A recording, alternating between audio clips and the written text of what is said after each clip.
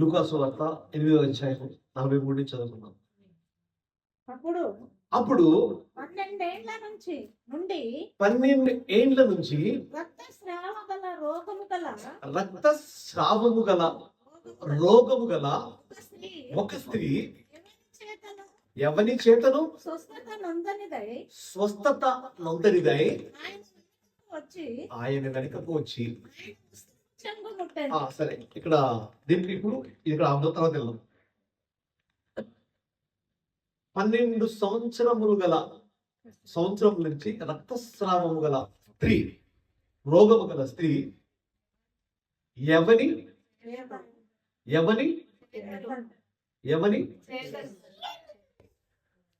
చెప్పాలా? ఎవని చేతనైనను స్వస్థత నొందనిదై. ఏంటమ్మా? ఎవరి చేత స్వస్థత అంటే ఎంతమంది దగ్గరికి వెళ్ళి ఉండొచ్చు?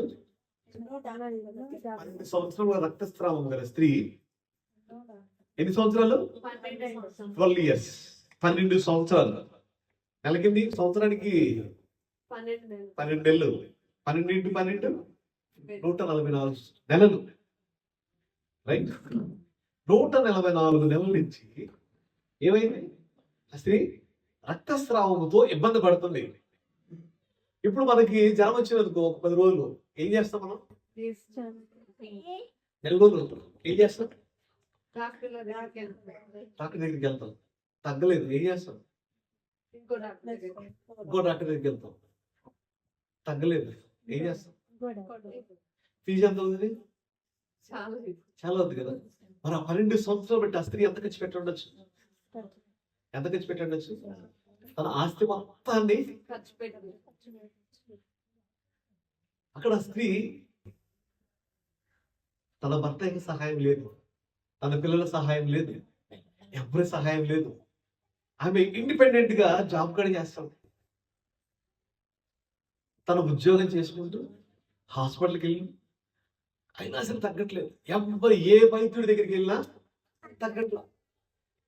అప్పుడు ఏం చేసింది? ఇప్పుడు చదువుతాం. ఆయన వెనుకకు వచ్చి ఏంటంట? ఆయన వెనుకకు వచ్చి, ముందుక్కడ కాదు, ఆయన ఇట్లా వెళ్తుంటే ఆయన వెనుకకు వచ్చి. ఎందుకు వెనక్కి వెళ్ళి ఉండొచ్చు? అమ్మా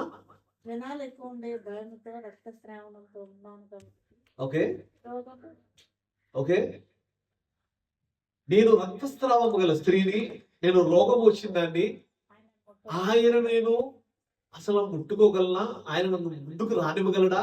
నేను ఆయన ముట్టుకోవటానికి అర్హురాలనా? నాకు అంత అర్హత ఉందా అని తనలో తాను ఆలోచించుకుని ఆయన సరే 12 సంవత్సరాలు బట్టి నాకు తగ్గట్లేదు కదా. ఆయన గుడ్డి వాళ్ళకు చూపిస్తున్నాడు, చనిపోయిన వాళ్ళు లెగుస్తున్నారు, గుడ్డి వాళ్ళు లేచి పరిగెడుతున్నారు. ఆయన నిజముగా ఈ లోకముకి వచ్చినటువంటి రక్షకుడు అని ఏం చేసింది? ఆలోచించుకుని, ఎట్లా తనలో తను ఆలోచించుకుని వెనకకు వచ్చి ఆయన యొక్క వస్త్రపు శంగును ముట్టుకుని ఏమైందంట? వెంటనే ఏసయ్య చేసి ప్రార్థన చేశాడా? ఏమైంది అక్కడ? తనలో తాను ఆలోచించుకుని నిర్ణయం తీసుకుంది. ఆయన యొక్క వస్త్రపు చెంగును ముట్టుకుంటే నా యొక్క రక్తస్రావము ఆగిపోతుంది. హల్లెలూయా. ఏమైపోతుందా? తన యొక్క వస్త్రపు చెంగును ముట్టుకుంటే నేను స్వస్థత పొందుతాను. అక్కడ ఏం చేసింది? అక్కడ ఆమె నిర్ణయం తీసుకుంది. ఆమె నిర్ణయానికి ఎవ్వరూ హల్లెలూయా యేసయ్య నడిచాడా? యేసయ్య కూడా నువ్వు తీసుకున్న నిర్ణయానికి నీవే బాధ్యత వహించాలి. హల్లెలూయా. ఈ రోజు నువ్వు ఈ స్థితిలో ఉన్నావంటే ఎన్నో నిర్ణయాలు తీసుకుని నీ జీవితంలో నువ్వు పడిపోయావు, కోల్పోయావు, అనారోగ్యం పాలైపోయావు. మనం అనుకుంటాం మనం ఇష్టం వచ్చినట్టు మాట్లాడేస్తాం. నువ్వు నిర్ణయం తీసుకుని నువ్వు మాట్లాడేసేవది మాట్లాడేవి కాబట్టి ఈరోజు మన స్థితులు గతులు ఎలా ఉండిపోయాయి. అందుకే మనం ఏం మాట్లాడుతున్నామో ఆలోచించి మాట్లాడాలా. ఏదో ఇష్టం వచ్చినట్టు. హల్లెలూయా. ఇప్పుడు ఆ బ్రదర్స్ అందరూ డ్రైవింగ్ చేస్తారు కదా, 9:30కి ఆఫీస్కి వెళ్ళాలి. అవును కదా, 9:30కి ఆఫీస్కి వెళ్ళాలి. ఇంట్లో 9:20కి బయలుదేరాం. ఆఫీస్కి 9:30కి వెళ్ళాలి. ఇంట్లో మనం ఇంటికి బయలుదేరాం 9:20కి బయలుదేరాం. ఎంతసేపు వెళ్ళాలి ఆఫీస్? 10 minutes టైం ఉంది. కానీ ఆఫీస్ ఎంతసేపు పడుతుంది టైం? 30 minutes. 30 minutes ఆఫీస్కి వెళ్ళాలి. మనం ఇంకా ఎంత టైం ఉంది? 10 minutes టైం. ఏం చేస్తాం అప్పుడు? టెన్షన్ పడతాం. హరి తర్వాత వరి. అవునా కదా, ఆఫీసులో ఎవడేమంటాడు అని. అవునా కదా, హరికి వెళ్ళిపోతాం. అప్పుడే బైక్ కూడా వచ్చాడు. ఏంటిది, నువ్వు ఇట్లా వెళ్తావు, నీ బైక్ అడ్డకి వచ్చాడు. అప్పుడు ఏమొస్తుంది? ఇంటి నుంచి ఏమొస్తుంది చెప్పాలా? డ్రైవింగ్ చేసేవాడు అన్నమాట. కోపం వస్తుందా లేదా? కోపం ఎక్కడి నుంచి వచ్చింది? కోపం ఎక్కడి నుంచి వచ్చింది? ఇంట్లో నుంచి వచ్చింది. ఎవరు తీసుకురాలా. అదే నువ్వు 9 o'clock బయలుదేరావు ఉన్నావు. ఏంటిది, 9 o'clock బయలుదేరావు ఉన్నావు. నీకు కోపం వస్తుందా? ఎందుకు? టైంకి అక్కడ ఏంటి తెలుసా? సిద్ధపాటు. ఏంటి సిద్ధపాటు. 9 గంటలకు ఆఫీస్కి వెళ్ళాలా అంటే నేను 8 గంటలకు లెగాల. 8 గంటలకు లేచి నేను బ్రష్ చేసుకుని స్నానం చేసుకుని తిని 9 గంటలకు బయలుదేరితే 9 గంటలకు ఆఫీస్కి వెళ్తావు. అదేం చేస్తావు? నువ్వు సిద్ధపాటు కలిగి ఉంటున్నావు. ఈ రోజు నువ్వు ఆశీర్వదించబడాలంటే నువ్వు సిద్ధపాటు కలిగి ఉన్నావా? సిద్ధపాటు కలిగి ఉన్నావా? దేవా నేను రెడీగా ఉన్నాను, నువ్వు ఇచ్చే ఆశీర్వాదానికి సిద్ధంగా ఉన్నావా? ఈరోజు ఏమొద్దు తెలుసా, నువ్వు సిద్ధంగా ఉండకుండా నిందలే చేస్తావు. దేవుడు నన్ను ఆశీర్వదించట్లేదు, 20 సంవత్సరాలు వచ్చిన ఆరాధనకి వెళ్తున్నాను, దేవునికి స్తుతిస్తున్నాను, నేను ఆశీర్వదించబడట్లేదు. ఏం చేస్తున్నావు తెలుసా? లోకానికి దేవుడిని నువ్వు తప్పుగా చూపిస్తున్నావు. అందుకే క్రైస్తవుని యొక్క బిడ్డలు, క్రైస్తవ పిల్లలు, క్రైస్తవ సంఘములని ఎందుకు తక్కువగా చూస్తున్నారంటే బికాస్ ఆఫ్ దట్. మనం సిద్ధపాటు లేక. నువ్వు ఎప్పుడైతే సిద్ధపడతావో, ఎప్పుడైతే ఆ స్త్రీ ఏ విధంగా ఆలోచించుకుందో, దేవా నేను ఆశీర్వదించబడతాను, నీ సన్నిధికి వస్తే నీ సన్నిధే నాకు రక్షణ. ఎప్పుడైతే నిర్ణయం తీసుకున్న సిద్ధపాటు కలిగి ఉంటా చూసావా? హల్లెలూయా.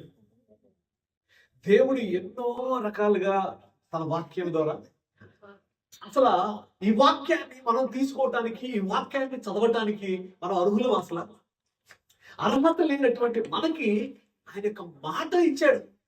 ఈ మాటతో సృష్టిని సృష్టించినటువంటి ఆయన ఈ మాటను ఎందుకు పనికిరా అనేటువంటి మనల్ని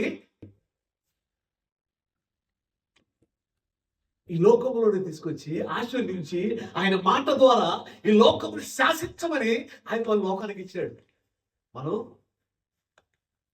ఏమై ఉన్నాం? ఈరోజు సిద్ధపాటు కలిగి ఉన్నావా?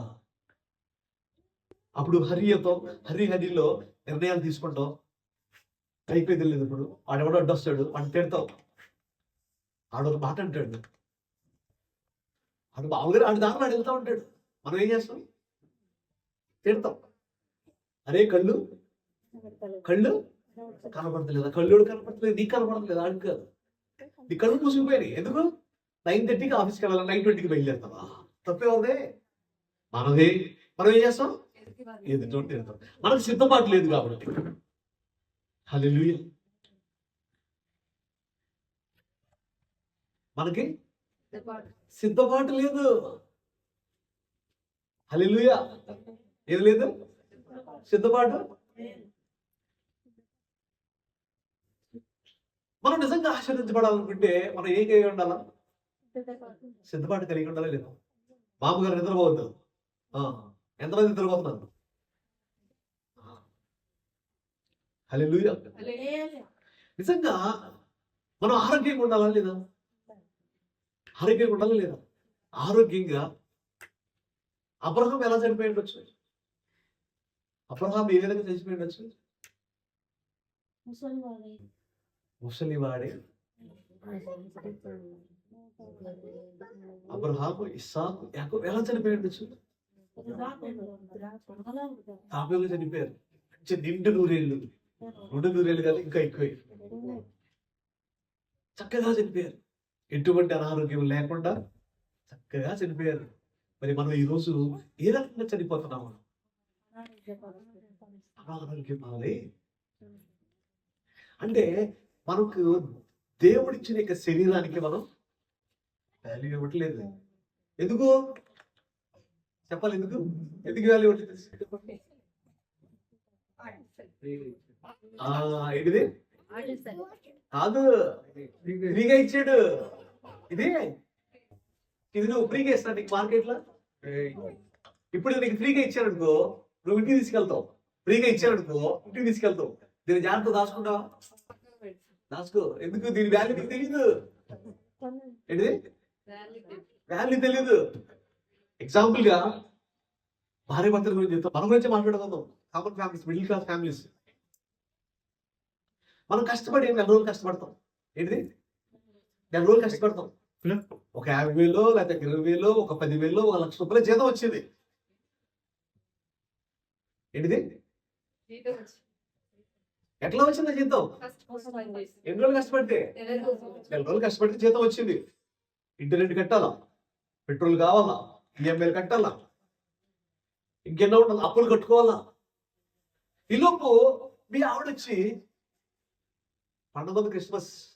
ఏంటిది క్రిస్మస్ పండుగ ఉంది, చీర కొనుక్కోవాలా. ఏంటిది చీర కొనుక్కోవాలా.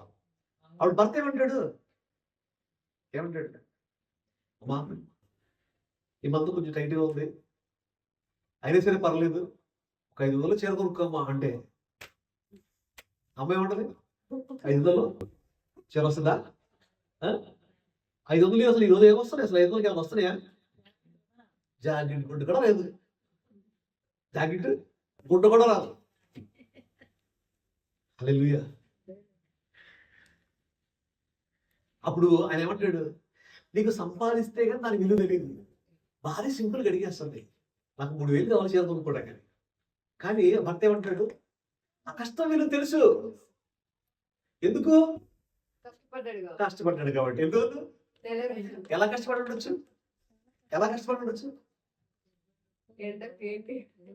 ఈ ఎండకి పక్కన పెట్టు. ఆఫీస్కి వెళ్తే ఒక ఎదవ చూసినట్టు చదువుతారు ఆఫీస్లో. ఆ పైన బాసు, అరే నీకు ఎందుకు పనికిరాడు, నువ్వు ఎందుకు పని చేయని, ఇంటికి వెళ్ళి కూర్చో అంటాడు. అయినా సరే భర్త ఏం చేస్తాడు? అన్ని లోపడుతుంది కాదు, పోతే ఉద్యోగం పోతుంది, మళ్ళీ ఇంటికి వెళ్ళి భార్యతో తిట్టించుకోవాలా, పిల్లలతో తిట్టించుకోవాలా. మన ఆయన ఏం చేయట్లేదు, ఇంట్లో కూర్చుంటాడు, మాకు ఏ గడికి తెప్పించట్లేదు అంటారు. అక్కడ ఆ ఉద్యోగం చేసేటువంటి వ్యక్తి అవమానాలు పాలైనా, ఎన్ని అవస్థలు పాలైనా ఏం చేస్తాడు తెలుసా? కష్టపడి పని చేస్తాడు. హల్లెలూయా. అప్పుడు ఆ వ్యక్తి డబ్బులు అనవసరంగా ఖర్చు పెట్టగలుగుతాడా? ఒక బాధ్యత కలిగినటువంటి వ్యక్తి అనవసరంగా ఖర్చు పెట్టగలుగుతాడా?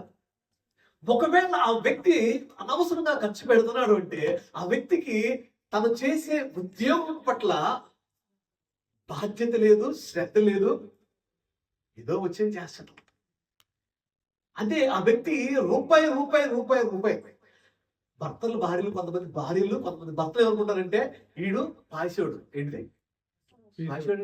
అదే పీసోడు, పిస్తనారి. ఉద్యోగం చేస్తాడు, డబ్బులు ఉంచుకొని డబ్బులు కూడా రూపాయి కూడా ఇవ్వడంటే ఎందుకు పిస్తారు తెలుసా? తనకి తన ఉద్యోగం పట్ల బాధ్యత ఉంది. తన కష్టపడే కష్టానికి వాల్యూ తెలుసు. అందుకే ఆయన ఆలోచించి ప్రతిదీ కష్టపడతాడు. అందుకే నీ పిల్లలకు కూడా ఏది అడిగితేనే మరి మా అబ్బాయి అడుగుతుంది, మా అబ్బాయి అడుగుతుంది ఇచ్చేది. వాళ్ళకి దాని యొక్క విలువ తెలిసేంత వరకు కూడా ఇవ్వద్దు, విలువలు నేర్పించండి. సో ఈరోజు దేవుడు, నువ్వు అనారోగ్యంగా ఉంటున్నావు, అనారోగ్యంగా చచ్చిపోతున్నావు, దేవుడు నీకు ఏం చేశాడు? శరీరాన్ని గిఫ్ట్గా ఇచ్చాడు. ఎలా ఇచ్చాడు? ఫ్రీగా ఇచ్చాడు. మరి నీ శరీరం పట్ల నీకు బాధ్యత ఉందా? అసలు బాధ్యత ఉందా? ఏమా బాధ్యత ఉందా? నీకు బాధ్యత ఉంటే ఈ రోగాలు తెచ్చుకుంటావా? తినేసి ఏం చేస్తాను తెలుసా? తినేసి ఏం చేస్తాం తెలుసా మనం? చెప్పాలా? ఏమా తినేసి ఏం చేస్తాం? తింటాం, పక్కనే మనసం కడుక్కనేయో, ప్లేట్ కూడా తీయం, మళ్ళీ ప్లేట్ చెమ్మ తీయాలి, లేకపోతే ఎవరొకరు తీయాలి. ప్లేట్ కూడా తీయం. ప్లేట్ ఎక్కడ ఉంటుంది? తినేసి చేయి చూసుకోవటం, ఆ చేయి కట్ట చూసుకో, అక్కడ చూసుకుని ఏం చేస్తాం? జస్ట్ ఇట్లా లేచి ఇట్లా కొనుక్కుంటాం. ఆరోగ్యం బాగుంటుంది. అప్పుడు ఏమవుతుంది? షుగర్లు, బీపీలు, తర్వాత అనేక రోగాలు వస్తూ ఉంటాయి. అప్పుడు దేవుడిచ్చే నీకు శరీరానికి నువ్వు ఏ బాధ్యతగా నువ్వు ఉంటావు? దేవుడు ఫ్రీగా ఇచ్చేసాడు. ఎందుకు తెలుసా? ఎందుకు తెలుసా దేవుడు ఫ్రీగా ఇచ్చాడు?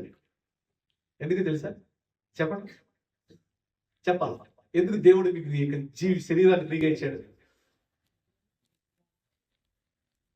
చెప్పాలా?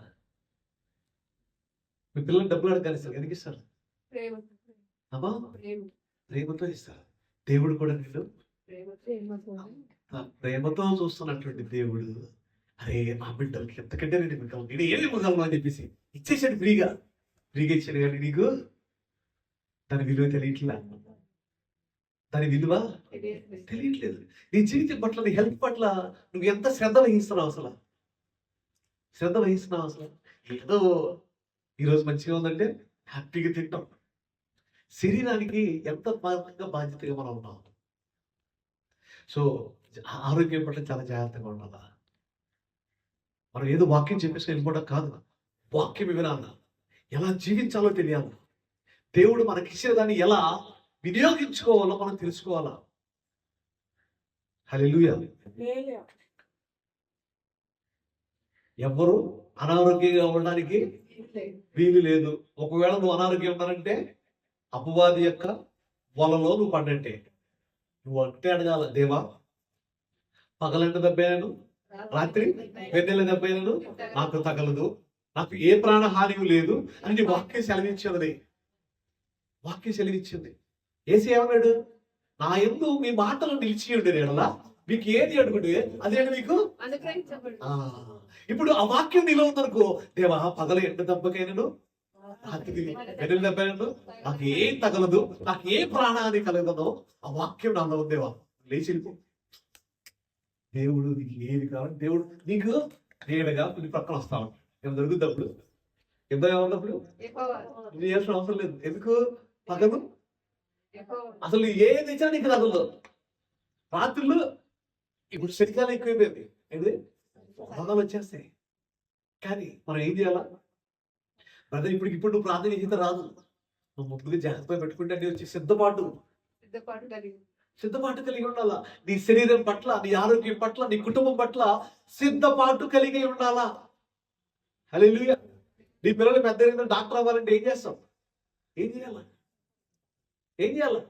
నీ పిల్లల్ని చిన్నప్పటి నుంచి నువ్వు పునాది వేసుకుంటూ తీసుకెళ్ళాలా. డైరెక్ట్ డాక్టర్ ఇంటర్మీడియట్ అయిపోయినా నా పిల్లలు డాక్టర్ అవ్వాలంటే అవుతారా? నీ పిల్లలకి విత్తనం వేయాలి ఫస్ట్. ఏ విత్తనం వేస్తే మామూలుగా అంటారు కదా, విత్తనం మంచిది అయితే ఏంటిది? విత్తనం మంచిది అయితే చెట్టు మంచిది అవుతుంది. అవునా కదా? ఇప్పుడు మనం విత్తనం మంచి విత్తనం వేసామనుకో మంచి విత్తనం వస్తుంది. దేవుడు మనకిచ్చిన మైండ్ కూడా అదే. ఎప్పుడైతే ఈ మైండ్ లో ఒక ఆలోచన విత్తుతావో ఏమవుతుంది? ఆ ఆలోచన ప్రకారము నీవు నడుచుకుంటావు. ఈ రోజు నువ్వు తీసుకున్న ఆలోచన నిర్ణయాలు బట్టే రేపటి జీవితం ఇది ఆధారపడి. నీ పిల్లలు బాగా మంచిగా బాగుపడాలా, మంచిగా చదువుకోవాలా అంటే ఏం చేయాలా? నీ పిల్లలకి డిసిప్లిన్ నేర్పించాలా. పొద్దున్న లెగాల, రాత్రి త్వరగా పడుకోవాలా, ఇట్లా ఉండాలి అట్లా ఉండాలి నీ పిల్లలకి చెప్తారు లేదా? ఒకవేళ నీ పిల్లలు బాగా ప్రేమిస్తున్నావు, అరే చదువుకుని ఏం కాదులేరా అని అంటారు. అప్పుడు నీ పిల్లలు బాగుపడతారా? పెద్దరికిన తర్వాత ఎప్పుడు ఏమవుతుంది? పెద్దరికిన తర్వాత వాళ్ళు ఏదో అవుతారు. అప్పుడు ఏమవుతావు? ఏం చేస్తావు? దానికి ఎవరు బాధ్యులు? నువ్వు తీసుకునే నిర్ణయాలే నీ పిల్లల యొక్క. హల్లెలూయా. ఈరోజు నువ్వు అనుకుంటావు నా పిల్లలు పెరిగేస్తున్నానులే, హ్యాపీ వాళ్ళు అడిగిన వాళ్ళు ఇచ్చేస్తున్నాను అనుకుంటావు. కానీ కాదు. నీ పిల్లలకి నువ్వు మంచి జీవితం ఇవ్వాలనుకుంటే చిన్ననాటి నుంచి నీ పిల్లలకి మంచి మార్గంలో నడిపించాలి. జీవితం ఎలా ఉండాలా, ఎటువంటి ఫుడ్ తినాలా, ఎలా ఆలోచించాలా, ఎలా నడుచుకోవాలా, ఎలా మాట్లాడాలా నేర్పించాలా. దేవుని వాక్యంతో పాటు ఇవన్నీ నేర్పించాలా. దేవుని వాక్యం ఒక వ్యక్తి అయితే ఇవన్నీ. హల్లెలూయా. సో నువ్వు ఏదో ఇష్టం వచ్చిన రీతిగా నువ్వు హల్లెలూయా నడుచుకోవద్దు. ఆ స్త్రీ ఏం చేసిందంట? నిర్ణయించుకుందంట. ఏం నిర్ణయించుకుంది? ఆయన యొక్క ముట్టుకుంటే స్వస్థత. ఏం చేస్తే అక్కడ డెసిషన్, నిర్ణయం తీసుకుంది. నీ జీవితం పట్ల నువ్వు ఈరోజు ఏ నిర్ణయం తీసుకుంటున్నావు? హల్లెలూయా, హల్లెలూయా. మార్కు సువార్త 9:23. మార్కు సువార్త 9:23. త్వరగా ఆలోచించాను. మార్కు సువార్త 9:23. నమ్ముట నీ వలనైతే నమ్మువానికి సమస్తము సాధ్యమే. ఏంటంట? నమ్ముట నీ వలనైతే నమ్మువానికి సమస్తమును సాధ్యమే. ఈరోజు నీ వాక్యాన్ని నువ్వు నమ్మినట్లయితే జీవితం పట్ల నిజంగా నేను సక్సెస్ అవుతాను, దేవుడు నన్ను ఆశీర్వదించాడు అని ఈ రోజు నువ్వు నమ్మినట్లయితే నీకు సాధ్యమే. అసాధ్యమైనది ఏది ఎందుకు ఎందుకు అసాధ్యమైనది ఎందుకు లేదు? ఎందుకంటే ఆయన వాక్యము నీలో నిలిచి ఉంది కాబట్టి. హల్లెలూయా. ఆయన వాక్యం ఎక్కడుందంట? నీలో నిలిచి ఉంది. హల్లెలూయా, హల్లెలూయా. హెబ్రీయులకు రాసినటువంటి పత్రిక 11వ అధ్యాయము. విశ్వాసము లేకుండా దేవునికి, విశ్వాసము లేకుండా దేవునికి ఇష్టడైనట. నీకు విశ్వాసం ఏం కావాలా? ఏ విషయంలో విశ్వాసం కావాలి నీకు? ఏమ్మా అయ్యా, ఏ విషయంలో విశ్వాసం కావాలి నీకు? ఎందుకు విశ్వాసం కావాలా? దేని విషయంలో కావాలా? దేవుని కార్యాల విషయం. ఏ కార్యాలు? 2025 కంప్లీట్ అయిపోతుంది. 2025లో వాగ్దానం. ఎంతమంది నిజంగా దేవుని యొక్క వాగ్దానాన్ని ప్రతిరోజు ఎత్తిపెట్టి ప్రార్థన చేస్తున్నారు? ఎత్తిపెట్టి ప్రతిరోజు ఆ వాగ్దానం నీ కళ్ళ ముందు ఉండాలా. లేచినప్పుడు నీ కళ్ళ ముందు ఉండాలి, పడుకునేటప్పుడు నీ కళ్ళ మీద ఉండాలా. వాగ్దానం ఎందుకు తెలుసా? నీ హృదయంలో ముద్రించబడిందనుకో ఏదైతే. అందుకే దేవుడు అన్నిటికంటే నీ హృదయాన్ని జాగ్రత్తగా కాపాడుకో అని చెప్తున్నాడు. ఎందుకు? ఆ హృదయంలో నుంచి జీవ జలధారలు తింట. నీ హృదయంలో ఎప్పుడైతే ఆ వాక్యం వచ్చిందో ఆ హృదయంలో నుంచి ఏమొస్తుందంట? జీవ జలధారం వస్తాయంట. అంటే దేవుని యొక్క వాక్యం ఏదైతే నీ హృదయంలో విత్తబడ్డావో ఏమవుతుందంట? జీవ జల ధార వస్తాయంట. అంటే